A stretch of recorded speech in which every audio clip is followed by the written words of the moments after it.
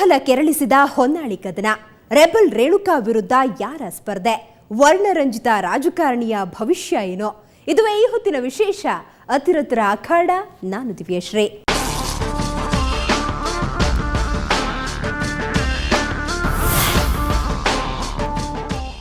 ಹೊನ್ನಾಳಿ ಅಂದ್ರೆ ಸಾಕು ತಟ್ಟನೆ ನೆನಪಾಗೋದು ಕಲರ್ಫುಲ್ ರಾಜಕಾರಣಿ ಎಂಪಿ ರೇಣುಕಾಚಾರ್ಯ. ಸದಾ ಒಂದಿಲ್ಲೊಂದು ವಿಷಯದಿಂದ ಸುದ್ದಿಯಲ್ಲಿರೋ ವ್ಯಕ್ತಿ. ಈ ಬಾರಿ ಮತ್ತೆ ಹೊನ್ನಾಳಿಯಿಂದ ಹ್ಯಾಟ್ರಿಕ್ ಗೆಲುವು ಸಾಧಿಸಲು ರೇಣುಕಾಚಾರ್ಯ ಅಖಾಡ ಪ್ರವೇಶ ಮಾಡಿದ್ದಾರೆ.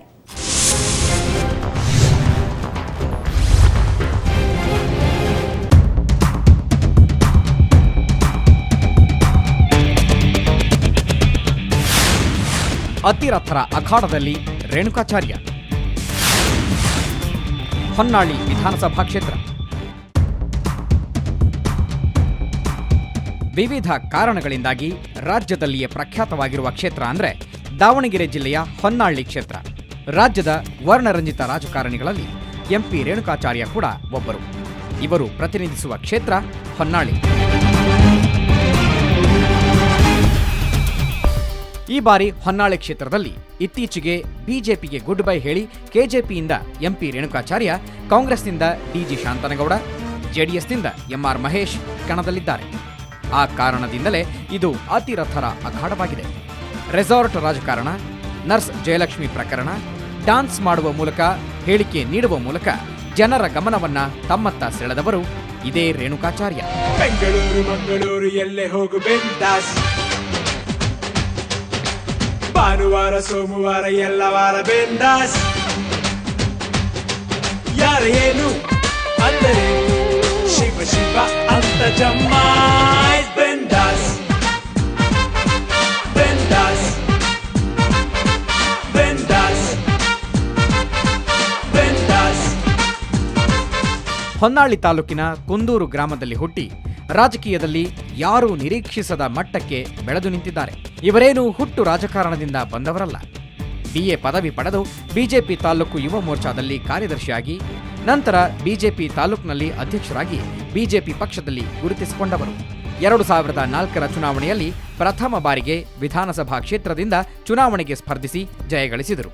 ಈ ಹಿಂದೆ ಕ್ಷೇತ್ರದ ಶಾಸಕರು, ಸಚಿವರ್ಯಾರು ಜನರ ಕೈಗೆ ಸಿಗುತ್ತಿರಲಿಲ್ಲ. ಜನಸಾಮಾನ್ಯರ ಸಮಸ್ಯೆಗಳನ್ನ ಆಲಿಸುವ ಸೌಜನ್ಯವನ್ನ ತೋರುತ್ತಿರಲಿಲ್ಲ. ಆದರೆ ರೇಣುಕಾ ಜಾತಿ ಭೇದವಿಲ್ಲದೆ ಕಾರ್ಯಕರ್ತರು ಜನರಿಗೆ ಹತ್ತಿರವಾದರು.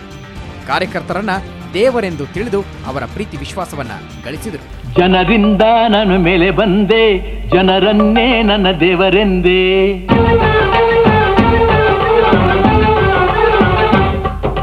ಜನರಿಂದ ನಾನು ಮೇಲೆ ಬಂದೆ, ಜನರನ್ನೇ ನನ್ನ ದೇವರೆಂದೇ.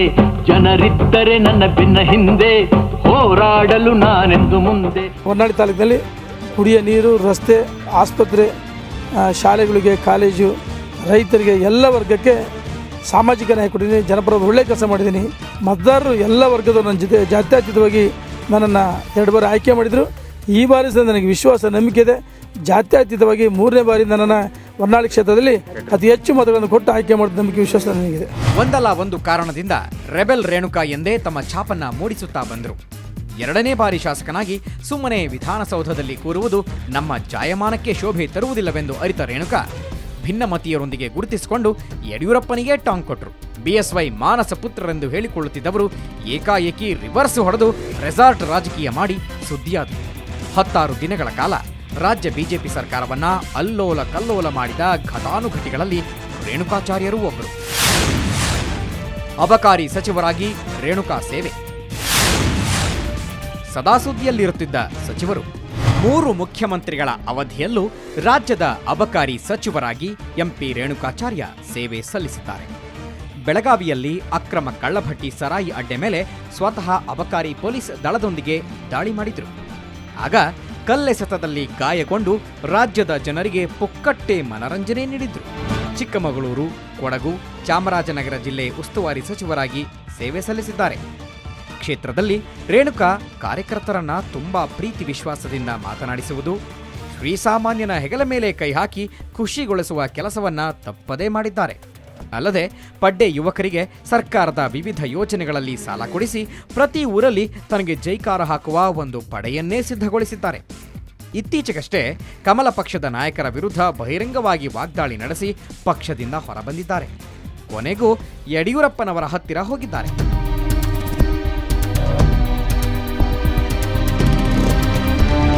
ಅಂತೂ ಎಂಪಿ ರೇಣುಕಾಚಾರ್ಯ ಇದೀಗ ಕೆಜೆಪಿಯಿಂದ ಚುನಾವಣಾ ಅಖಾಡ ಪ್ರವೇಶ ಮಾಡಿದ್ದಾರೆ.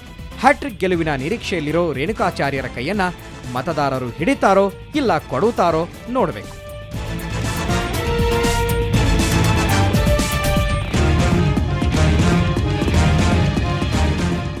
ಹೊನ್ನಾಳಿ ಕದನದಲ್ಲಿ ವಿಜಯಮಾಲಿಯನ್ನ ಕೊರಳಿಗೆ ಹಾಕಿಸಿಕೊಳ್ಳೋದು ಯಾರು? ಕಳೆದ ಬಾರಿ ಏನಾಗಿತ್ತು? ಈ ಬಾರಿಯ ಲೆಕ್ಕಾಚಾರಗಳು ಏನು ಅನ್ನೋದನ್ನ ತಿಳಿಯೋದಕ್ಕೂ ಮುನ್ನ ಒಂದು ಸಣ್ಣ ಬ್ರೇಕ್.